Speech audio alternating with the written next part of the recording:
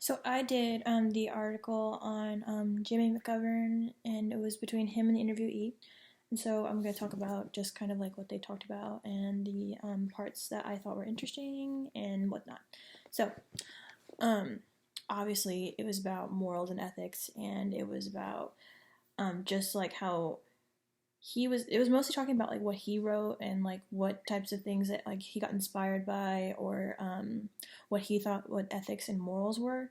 And so if you go and read the article, he literally defines morals and ethics, and the difference between morals and ethics is kind of interesting because ethics is like, I think, like what you feel like you should do as a person, and morals is like more like what you like feel like someone else could like tell you. So if like someone told you something, kind of like sensitive, then that's morally more like involving with an issue. Like that's kind of like deciding what you want to do. But then ethics is kind of like what you feel like you should do. It's kind of different. But there was a story he talked about where there was like these kids, like I think it was like 6 kids or something, got like arrested for like a stabbing or something.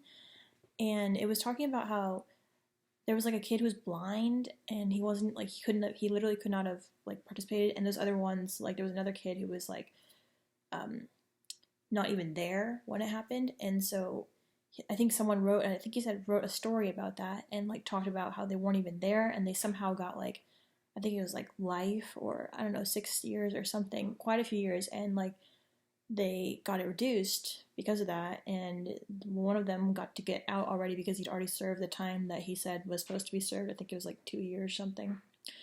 And it was just really interesting to see like through the article like what the paper like what he like how you describe morals in different situations, because there was different types of situations in each one. But I think overall it was really good to see.